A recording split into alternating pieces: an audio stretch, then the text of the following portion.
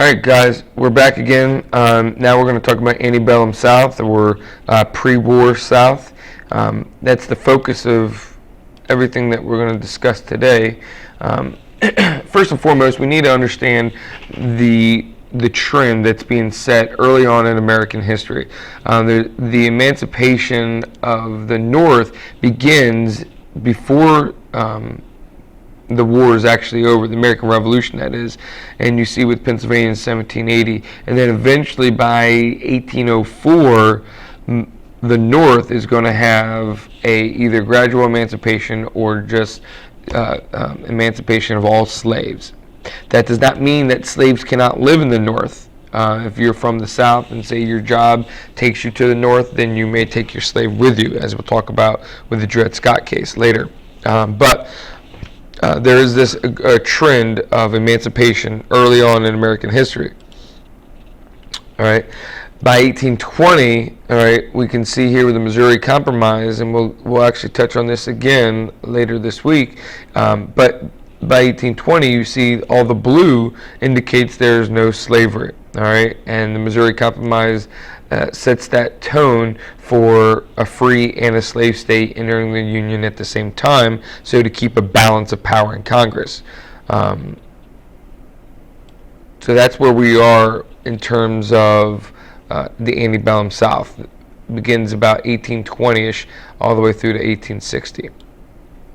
Okay, so let's talk about Southern society. We're going to go rather quickly here. There's a lot of pictures, but understand, first of all, it's primarily agrarian. We know that. Staple crops such as cotton, indigo, rice, even tobacco is still around, but those are the main crops that are being grown. At this time, the South is going to be called King Cotton, or Cotton is King, because of the importance of it. And obviously we know that originates from the Cotton Gin by Eli Whitney.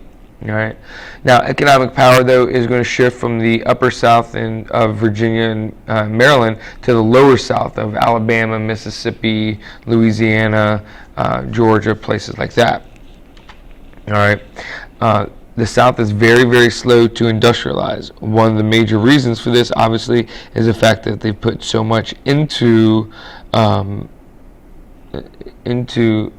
their agriculture that they don't have a lot of money or time to devote into industrialization.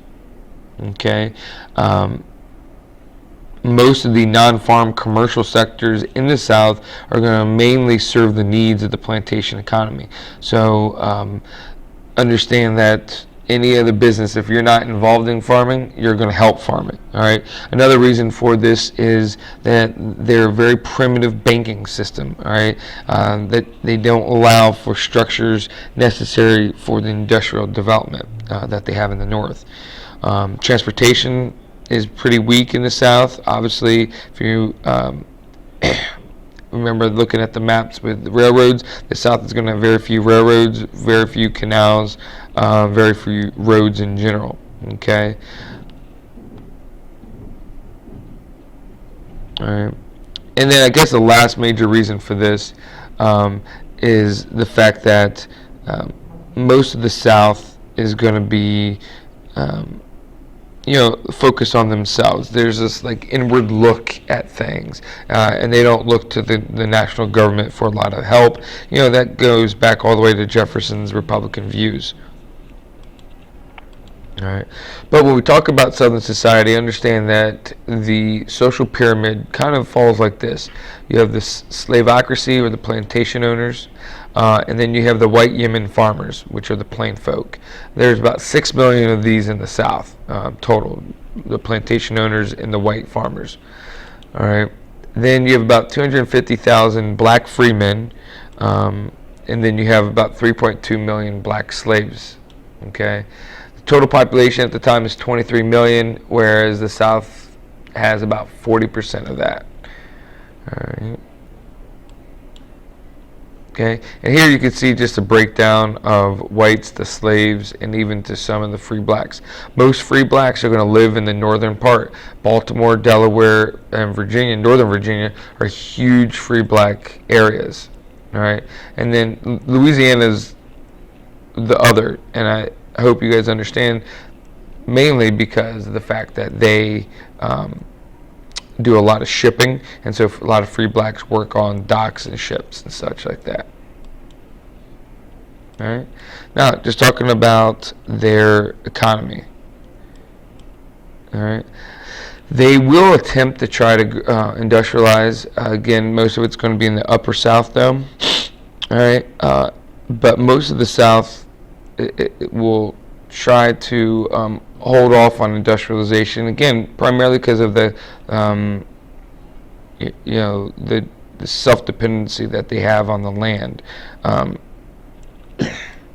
The wealthy in the South wanted to devote most of their money to the land and the slaves, and so therefore you see the agriculture throughout. Hemp is going to become a big product, corn still.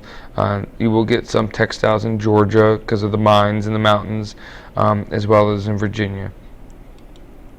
All right. Now, when we look at cotton, obviously that's the most important thing here. This is a very good map because it kind of shows you, that picture, because it kind of shows you the whole framework of the South.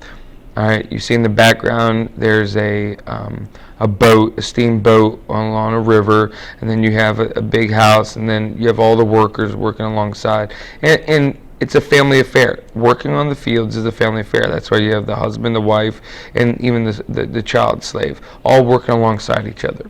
Okay. The other thing that you should notice in this picture, anyways, is how certain blacks weren't working, and certain slaves weren't working, and that's because they earned themselves a position where they can become the foreman, and they can force other slaves to work. All right. Here's just a good illustration of slaves using the cotton gin after they brought it in. All right.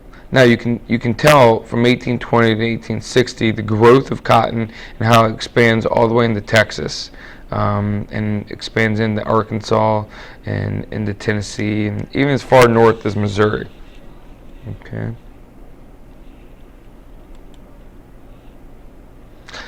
Cotton becomes so important that by the time of the Civil War, it's America's greatest export. 57.5% of America's exports consist of cotton. That's going to be important, especially for the South, because they're going to try to use that leverage against the North with trying to rally allies such as Great Britain and France. All right. Again, this picture, it's valuable because it shows you the family affair and how everybody's connected together and working alongside the fields and picking cotton. All right. Now, slavery is going to become called the South's peculiar institution. All right, and really what they consider it to be is it's this situation that it's so distinctive from the North. The South, develops around slavery, which is a somewhat different way of thinking about the South, because a lot of times people want to consider slavery a part of the South, whereas many people look at the South as part of slavery. So it's just a little different, and slavery is going to be regulated by law.